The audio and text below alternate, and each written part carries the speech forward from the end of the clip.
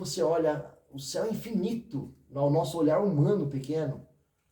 A gente acha que é tão grande, né? Os reis são carne que nem nós. Os presidentes, os governos, não menosprezando, são autoridades, mas acha que é tão grande, mas são humanos que nem nós. E eles olham o mesmo céu que você olha, né? Aqueles que querem te humilhar, olham o mesmo céu que você olha. E sabe, esse Deus que você serve, no palmo da tua mão ele mede esse céu. É. Pensou o tamanho da mão de Deus? A grandeza desse Deus? É a palavra.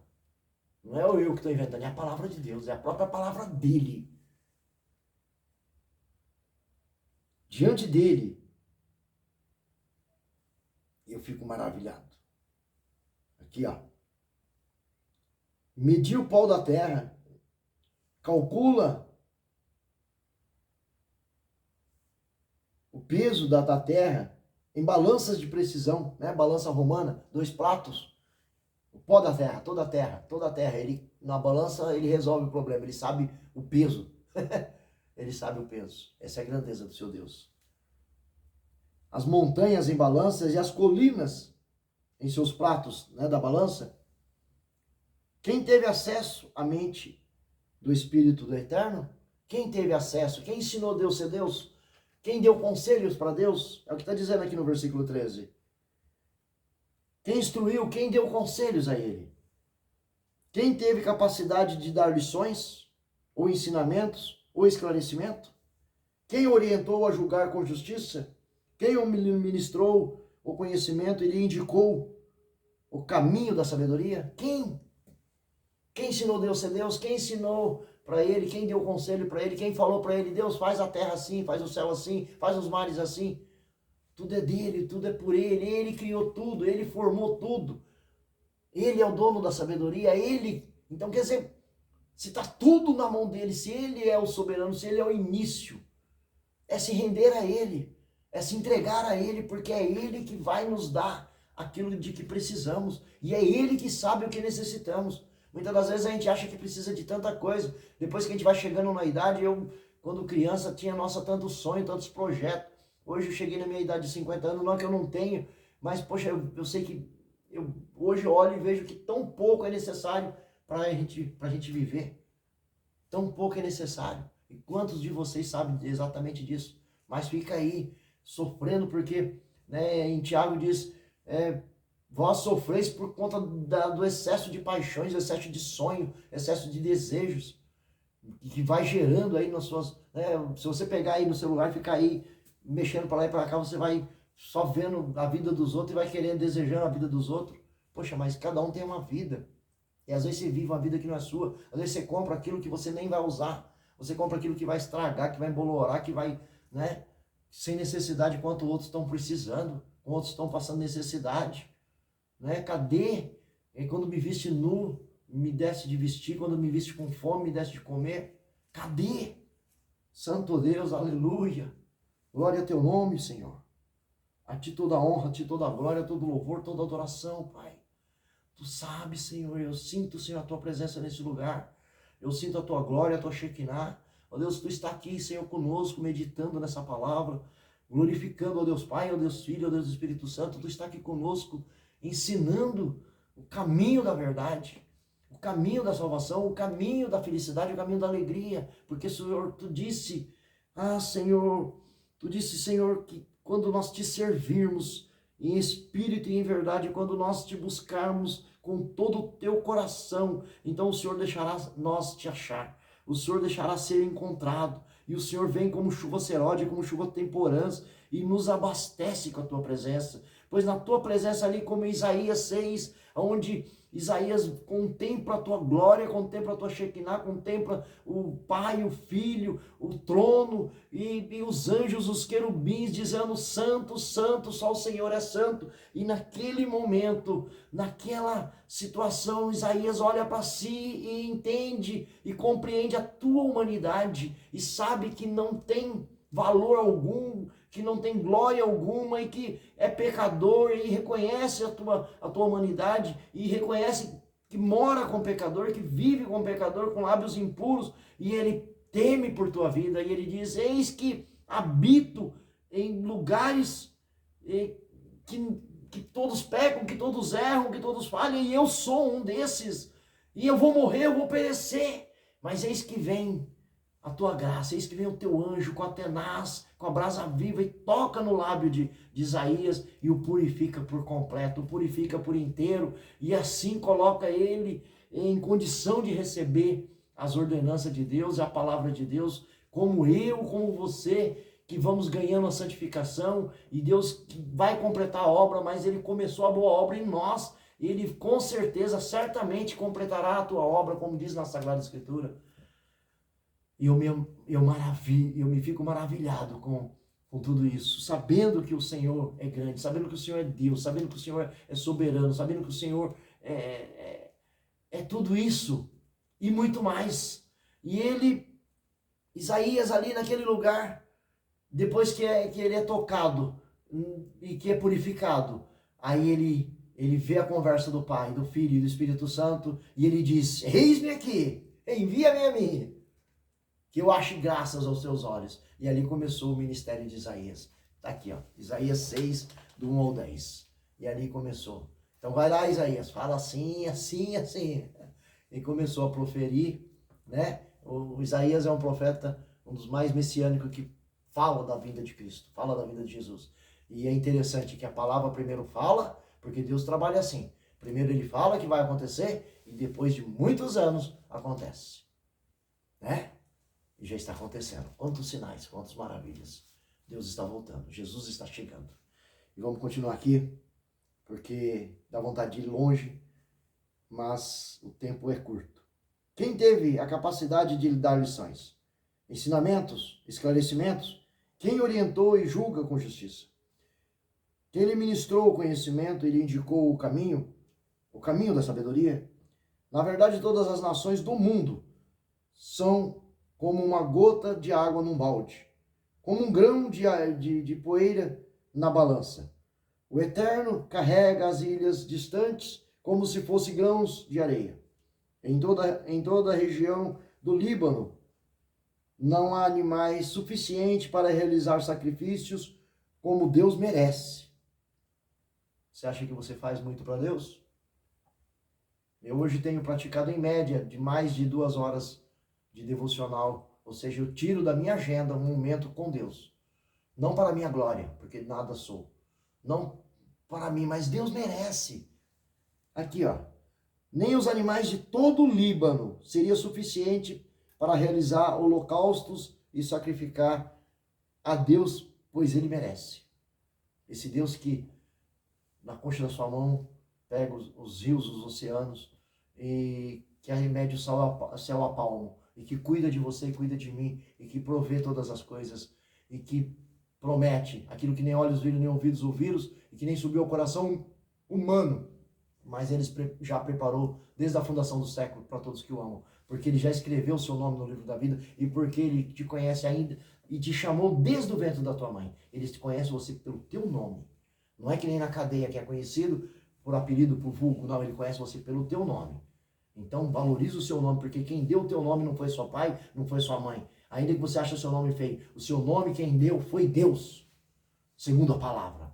Se você vive a palavra, se você vive o evangelho, se você acredita em Jesus como filho de Deus, então você tem que viver a palavra. E você tem que acreditar em tudo que está aqui. E você tem que praticar a palavra. Não adianta você falar, pregar e não viver. Precisa viver. Porque as pessoas vão fiscalizar isso em você. E a Deus ninguém engana.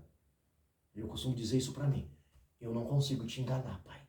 Eu não consigo te enganar, Yahvé, Yeshua. Então eu preciso ser de verdade. Eu já fui alguém sem palavra. Eu já fui alguém mentiroso. Eu já fui alguém sem valor. Um lixo. Mas o Senhor mudou o meu caráter. O Senhor mudou a minha vida. E o Senhor tem me transformado e me mudado. E Ele vai fazer isso, a mesma coisa com você. Tá? E vai fazer melhor. Meu voto é que Ele faça melhor ainda. E mais rápido ainda. Porque você merece. É em nome de Jesus que eu estou declarando isso. Então pega essa palavra porque é boa. Então, ainda que você faça muito, mas nunca ache que é muito, porque o Senhor merece, e merece muito. Ainda que todos os animais ali do bosque do Líbano, que é um dos maiores, né, locais, e que tem muitos animais nativos, ainda que todos ali para o holocausto em sacrifício, porque Deus merece isso e muito mais. Mas o maior sacrifício que o Senhor diz: eis que eu não quero para vós nenhum sacrifício, mas eu quero um coração quebrantado. Eu quero alguém obediente. Esse é o maior sacrifício que o Senhor requer de mim e de você. Um coração obediente. Tudo que você for fazer, busque a Deus. Senhor, tu aprova, tu está nesse negócio. E aí consagre tudo ao Senhor. Consagre a sua mente, consagre a tua casa, consagre a tua vida e ao Senhor. E tudo que você fizer, faça uma oração pequenininha que seja. Senhor, eu preciso fazer isso, tu está de acordo? Abra a Bíblia e aí ele vai falar. Senhor, fala para mim num versículo e ali ele vai te dar entendimento e você vai começar a ter esse relacionamento, essa intimidade com Deus. E se você precisar de mim, pode me chamar. Eu vou estar disposto a te ajudar. Tá? Acho que a gente precisa ajudar uns aos outros. E em Tiago 1,5 diz: se não tem sabedoria na Sagrada Escritura, ou para dirigir a sua vida, ou no seu ministério, peça a Deus que Ele dá em abundância, mas peça com fé, sem duvidar. Porque aquele que duvida é como aquele que contempla a sua face no espelho e depois que olha, daqui a pouco esqueceu. Né? Ele olhou ali aquela beleza, né? A mulher que é vaidosa, olhou ali no espelho e tá bonitona e tudo, mas quando volta, daqui a pouco ela esquece o que ela viu. Assim é aquele que perde sem fé, duvidando. A fé tem que ser inabalável, acreditando sem duvidar, porque esse Deus merece que você creia. Aliás, Hebreus 11:1, a fé é o firme fundamento das coisas que não se vê, mas que esperam. E sem fé é impossível você agradar a Deus. Sem fé você não vai chegar a Deus, porque é necessário que você creia no Filho de Deus, que veio a esse mundo, encarnado, Deus 100% homem, 100% Deus, e que morreu, e que é Filho de Deus, e que ressuscitou e que está na glória. Se você não crê nisso, você só vai conseguir crer pela fé, e aí depois você vai conseguir ver Deus pela fé, através da palavra, e você vai sentir Deus pela fé, como eu estou sentindo aqui. Então, tudo é pela fé. A fé é o firme fundamento. A fé é o início. A fé é o fundamento, é quando as coisas acontecem.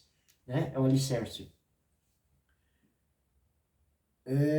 Vamos ao 15, falamos que leria até o 26. Na verdade, todas as nações do mundo são como uma gota d'água num balde, como um grão e poeira na balança. O Eterno carrega as ilhas distantes como se fossem grãos de areia. E toda a região do Líbano, os animais não seriam suficientes para realizar sacrifício a esse Deus que merece. Nem mesmo as árvores suficientes para queimar holocaustos. Diante da presença do Eterno, todas as nações juntas são como nada. Para ele, são sem valor e menos que nada. Esse somos nós. Esse é eu. Afinal, com quem Deus pode ser comparado? Pode-se comparar Deus com alguém? Com o que ele se parece? Você pode fazer imagem, escultura de Deus, idolatrar qualquer imagem e isso é Deus? Não, não pode. Ora, ele não é como uma imagem de escultura feita por um artista ou marceneiro, ou uma joia que o artesão funde em ouros ou ourives, ou prata ou bronze, e modela as correntes de prata. Não, Deus não é isso. Não se pode comparar. Também não se compara com os ídolos de cobre que se compra, ou com os ídolos de prata, mas se adquire em pedaços de madeiras, ou pelas mãos hábeis de um marceneiro, um bom marceneiro, que faz a sua imagem e escultura. Não, Deus não se compara com isso. Pois todas essas imagens caem e perecem. Porventura não sabeis? Não ouvis? Não vos foi dito isso desde o princípio? Que não entendes desde a fundação da terra? Ele é o que está sentado em seu trono, acima da cúpula da terra, cujos habitantes são para ele como gafanhotos. Ele é o que estende o céu como cortina e desenrola como tenda para nela morar. Esse é o tamanho do seu Deus. Ele é o que reduz os príncipes a nada e torna inúteis os juízes da terra. Mal são plantados e semeados, mal firmam raízes na terra, ele assopra sobre eles, então secam as tempestades e os levam como palha. Quantas catástrofes já vimos nas televisões, né? Às vezes alguém no Afeganistão, alguém em vida, infelizmente, está vendo, né? As cheias dos mares, dos rios, as descidas de terra, deslizamento. Quantas? Então, quantos reis, quantos ricos, poderosos acha que está aí na sua riqueza, na sua grandeza, daqui a pouco vem um vendaval, acaba com tudo, abate. É o que está dizendo esse versículo. Esse é o nosso Deus. Sodoma e Gomorra, como Sodoma e Gomorra foi, né? E daí por diante. E ele continua. Porque o homem, se não vem a Deus pelo amor, vem pela dor. Porque na Bíblia inteira a gente entende que a desobediência traz juízo, traz castigo. Então, catástrofe, terremotos e todas as pestes, doenças, na grande maioria, é Deus fazendo o povo dele se voltar para ele. Tem uns que perecem, tem uns que desobedecem e que não quer saber de Deus, como muitos, e morre sem salvação, e outros se voltam para Deus na dor. Porque a dor, ela revela quem somos.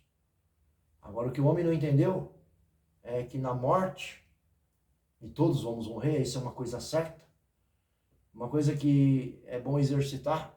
Quando líamos jornal, existia um conselho dos mais antigos, acorda todo dia, e se quer ver qual a grandeza do seu Deus, pega o jornal e vai direto, mas passa a página de esporte, passa a página de horóscopo, passa todas as páginas. Mas quando chegar na página dos obituários, ou seja, das pessoas que morrem, você olha lá e lê um por um, cada um, lê cada nominho ali. E quando você olhar até o último nome e ver que o seu nome não está lá, então você tem um motivo para glorificar esse Deus.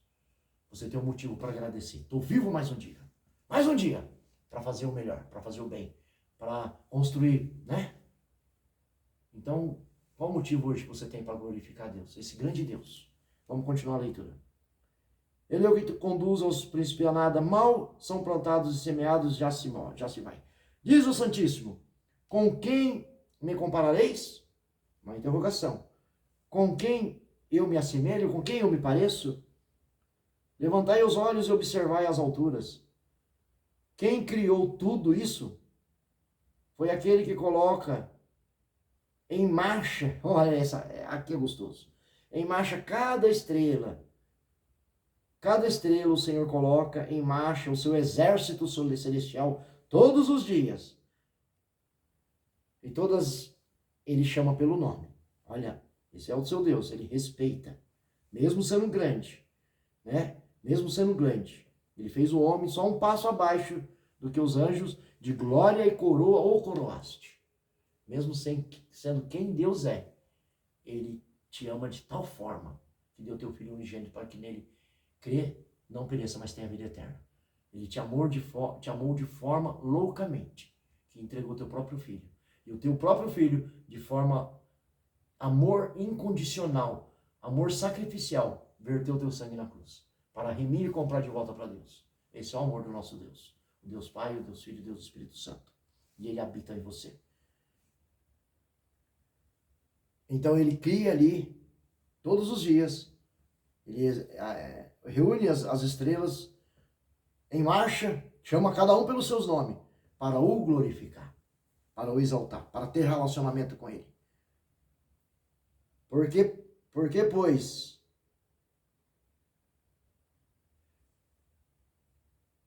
e os corpos celestes, ó, aqui no versículo 26, tá? Acompanha comigo. O seu poder é incalculável, inextinguível, e a sua força. E por isso, nenhum desses corpos celestes deixa de atender prontamente o seu chamado. Vamos para o 27. Por quê? Pois, reclama, ó Jacó, e por que te queixas, ó Israel? O Eterno não se interessa pela minha situação? O meu Deus não considera a minha causa?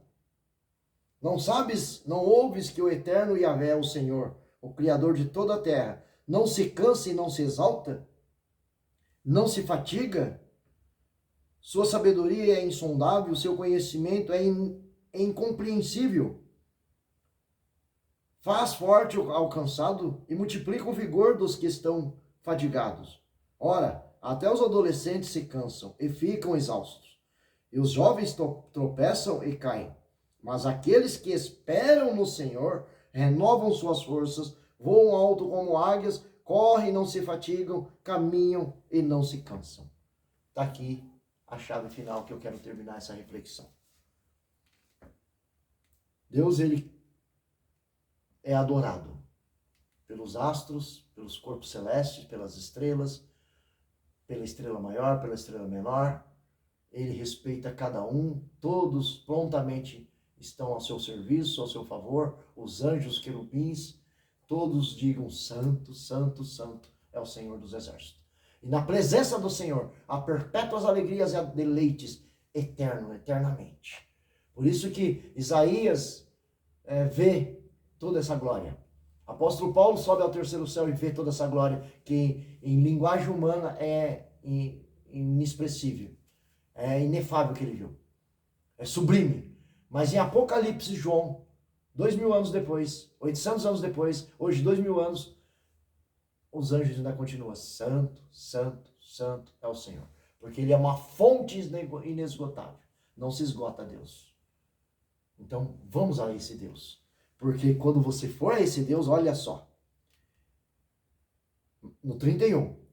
Mas, ora, até os adolescentes que se cansam e ficam exaustos. E os jovens tropeçam e caem.